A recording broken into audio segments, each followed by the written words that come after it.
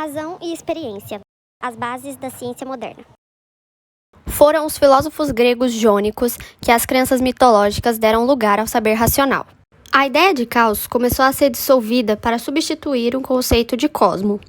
Cosmo é o universo em seu todo, é o conjunto de tudo que existe, desde o microcosmo ao macrocosmo, das estrelas até as partículas subatômicas. Do grego antigo, cosmos significa beleza, ordem, organização e harmonia. O universo passou a ser visto como algo ordenado, harmônico e previsível, capaz de ser compreendido racionalmente pelo ser humano. O conceito grego da palavra cosmo desenvolveu-se desde o período pré-socrático, e encontramos novas ideias com os filósofos do período clássico, especialmente Platão e Aristóteles. Eles enviaram essa ideia para o Ocidente medieval. Ela foi dividida em dois planos básicos, o céu e a terra. Podemos imaginar a revolução espiritual que representaram as novas concepções da ciência nascente. As conquistas e realizações renascentistas deixaram a maioria das pessoas desorientadas e desconfiadas. O mundo racionalmente ordenado da antiguidade foi questionado e aos poucos dissolvido. A respeito desse processo, o filósofo e historiador da ciência franco-russo Alexandre Koyré observou: O homem perdeu seu lugar no mundo, ou mais exatamente, perdeu o próprio mundo que formava o quadro de sua existência e o objeto de seu saber, e precisou transformar e substituir não somente suas concepções fundamentais,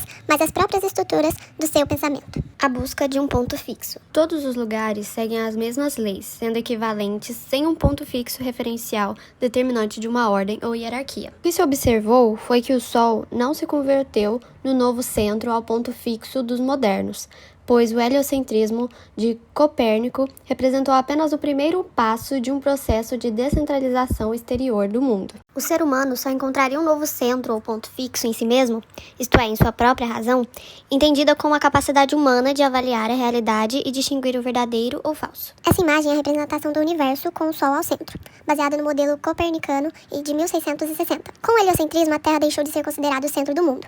O Sol ocupou essa posição durante algum tempo, até que se descobriu que ele é apenas o centro de nosso sistema planetário e existem muitas outras estrelas que cumprem a mesma função em outros sistemas. Muitos interpretam que, profundamente afetado com a crise da visão geocêntrica, o ego humano realizou uma compensação no plano sociocultural, desenvolvendo a visão de mundo antropocêntrica, que imperaria até nossos dias.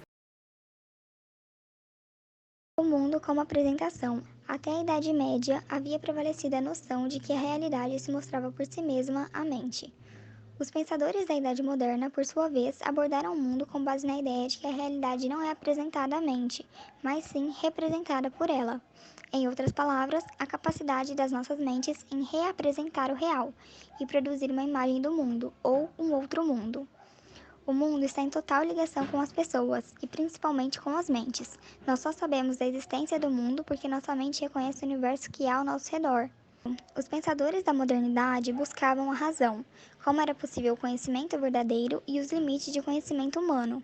Com isso, eles se propuseram a buscar algo concreto, ou seja, lógico. Para uma garantia da lógica, esses filósofos escolheram como método a matemática, ciência exata, que assegura conclusões certas e verdadeiras. Um exemplo é o plano cartesiano, desenvolvido por René Descartes, e temos outras obras que também representam a filosofia da ciência criada por pensadores da modernidade, como Galileu Galilei, Nicolau Maquiavel, entre outros. Nesse período de estudo e compreensão surgiram dúvidas, dentre elas a seguinte: que garantia posso ter de que um pensamento é verdadeiro?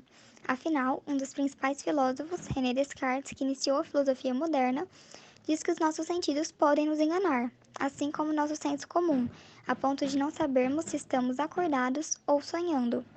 Além da afirmação de que ilusões podem tomar conta de nosso intelecto, o que revela a necessidade da dúvida, colocando em questão, inclusive, a sua própria existência. Porém, percebe-se que nós sabemos que existimos porque, ao duvidar, estamos pensando.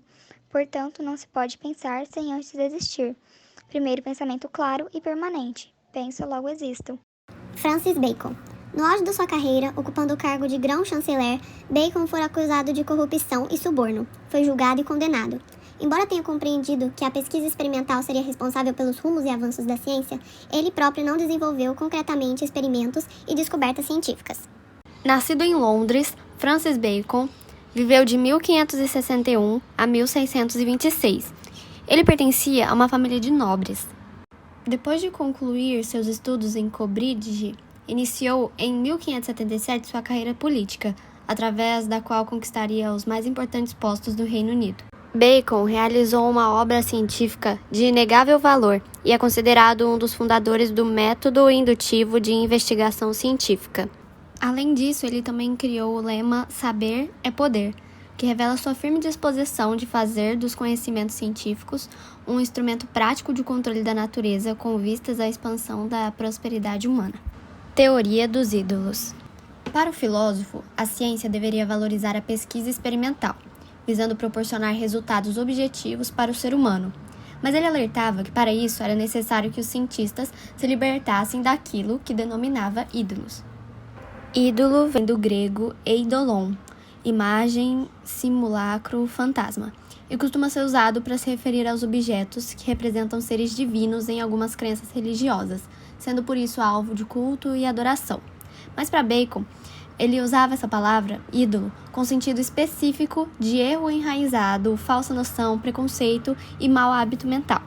Em sua obra, Novum Organum, expressão latina que significa novo instrumento, o filósofo destaca 4 gêneros de ídolos que entorpecem a mente humana e prejudicam a ciência.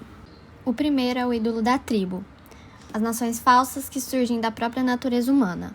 O ídolo da caverna são as nações falsas que decorrem das características de cada pessoa, de sua constituição física e mental e das influências no meio, etc.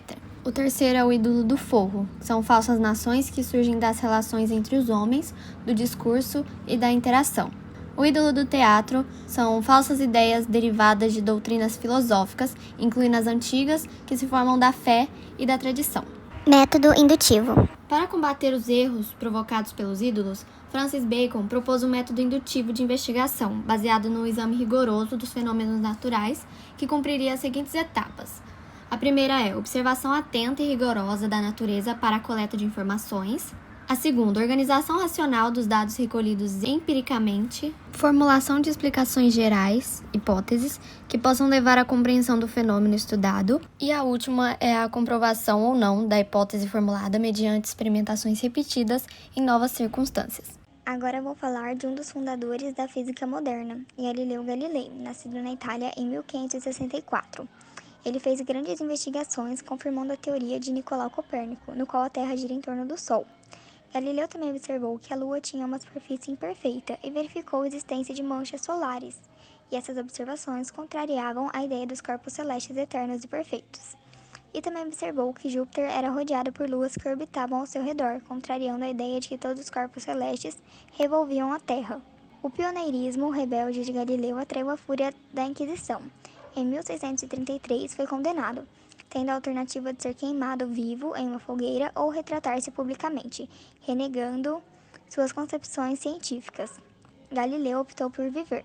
Permaneceu, entretanto, fiel às suas ideias, e em 1638, 4 anos antes de morrer, publicou clandestinamente mais uma obra que contrariavam os dogmas oficial de sua época. Galileu, que era professor de matemática da universidade, decidiu inovar, aplicando a matemática ao estudo experimental da natureza.